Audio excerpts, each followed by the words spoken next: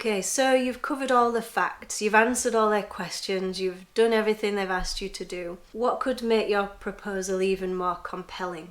Now this is where I like to encourage people to make their bids a little bit more human. This is where we need to think about bringing storytelling into our application. And as I said in an earlier video, funders won't always allow you to send supporting documents. A few of these things though you can build into your application itself just to bring it to life a little bit, just to make it a little bit more creative. So here are some things that can be helpful having to hand to use with or supporting your application. A beneficiary case study. So can you tell the story of someone that you've helped? Do you have any quotes from your service users or participants of something else that you've done? Just a really simple quote from someone saying that they've really enjoyed your program or something that you've done has really helped them. Having those quotes from real people are really, really valuable. If you work with any other organisations, whether they refer to you or whether they do something similar, whether you kind of complement what they do, it can be really helpful to have a statement of support from another organisation. Now I seem to be finding that funders are increasingly asking for this, for a statement of support from another organisation. I feel like this is a fairly new thing. I haven't seen it all that much until quite recently. But if you do work with another organisation, perhaps you could agree to write each other a statement of support which can be used in future bids. So really, you want another organisation to say that they value what you do, that they believe there's a need for it, and that they know you're the right person or the right organisation to provide that service. And then of course photos. Photos can be a bit tricky because you do need to get consent from people to take photos and use them. So it can be really helpful to go to any events or workshops or projects that you run with a really simple photo consent form that you can just ask people to fill in to check that they're happy for you to use their photos. Building up a bank of photos of you doing what you do and of people benefiting from that can just be really, really helpful. Sometimes you can include them in your application, or you could send a supporting document of some photos.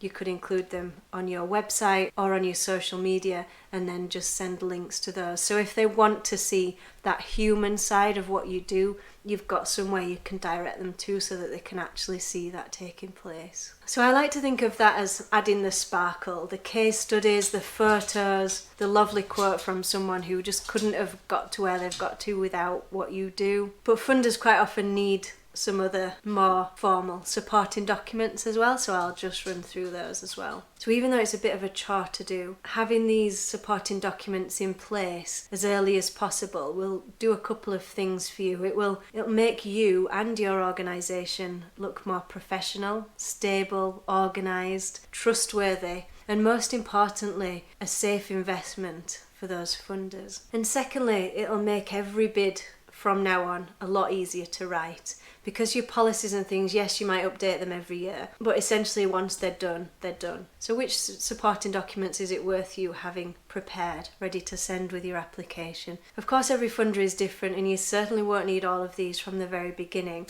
but these are just some to be aware of. Once you've been running for more than a year, you'll have your set of annual accounts. They might sometimes ask for your management accounts as well, so having an accountant who can pull these together for you is really, really helpful. They'll very often ask for a safeguarding policy. Others that are quite common are data protection or GDPR statement, a vulnerable adults policy. They'll usually ask to see your constitution, so whatever your formal document is that you registered when you set up your organisation. Insurance certificates. Quite often they'll ask for just a document with the names, addresses, and dates of birth of your trustees on them, so it's useful to have that ready to go as well. A risk assessment for your project, or proving that you've got a process in place to do a risk assessment for everything that takes place. A health and safety process or statement, equality and diversity policies, financial management policy I've been asked for once or twice,